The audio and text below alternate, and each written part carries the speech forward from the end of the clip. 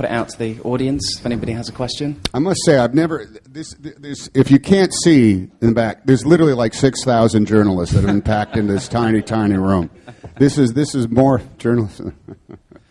So, Stephanie? Yes, please. Hi, Tom, over here.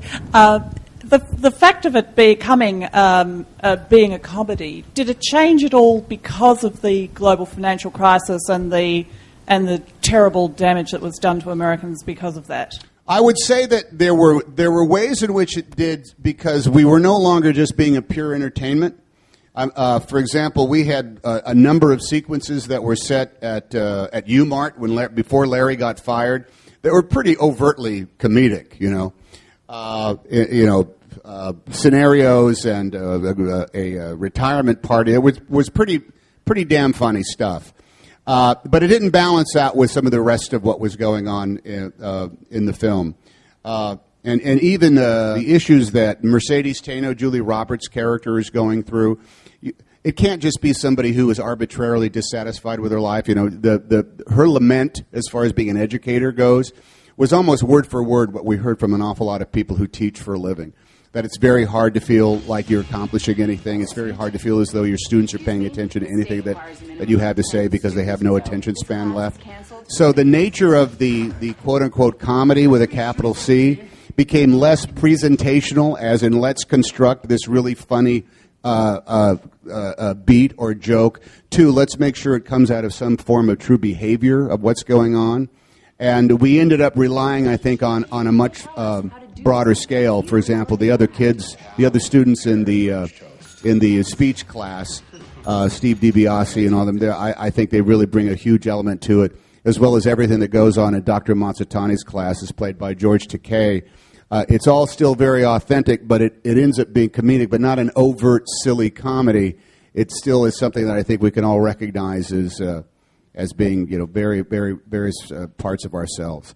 So, I'm always I'm not necessarily attracted to silly comedies that don't, that aren't about something that I recognize somehow.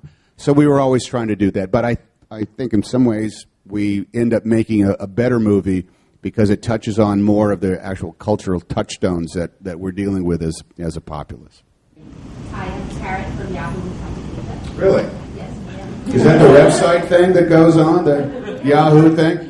I've heard about this Asian internet thing you have going on here.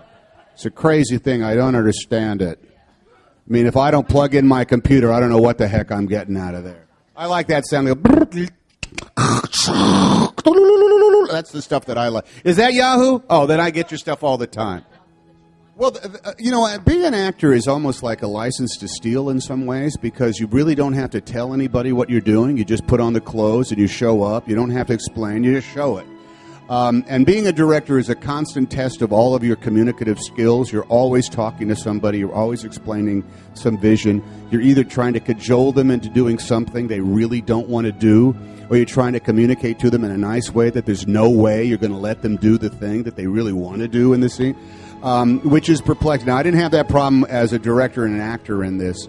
And I must say that every director I've worked with has put on a clinic for me personally of what to bring to the set, and they're all very different. But I must find that the times that I've been an actor who's been in almost every scene and on the set every day, I usually hang around the set and I'm close to the camera just in order to keep everything sharp and keep the concentration focused. And that's not different from what we did on Larry Crowne. I mean, I was in the costume. I was ready to work at any second. We were always ready to be on one side of the camera and get it. And it was just a full-time gig that didn't have an awful lot of breaks in it, but it just kept up the concentration and the energy and the focus. So it wasn't as difficult as you might think to jump back and forth on camera or off camera, because that was just what we were prepared for. When I'm working with the director, I rely totally on sort of the serendipity of what may or may not work.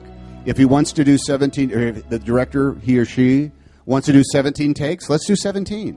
If they want to do one and walk away, I'm fine with that. I don't look at the monitor and try to go over every nuance, because I'm the last arbiter of what is going to work and what is not going to work in the film. I must say, probably on this, I gave myself more takes on camera than I gave other people because I was so delighted by what they were doing. I said, great, we've got it. That's better than I would have imagined. But because I'm doing it myself, I might have gone to just let the camera run and I'll do it 15 times, and because I don't know what's going to work or not. I won't find that out till later on.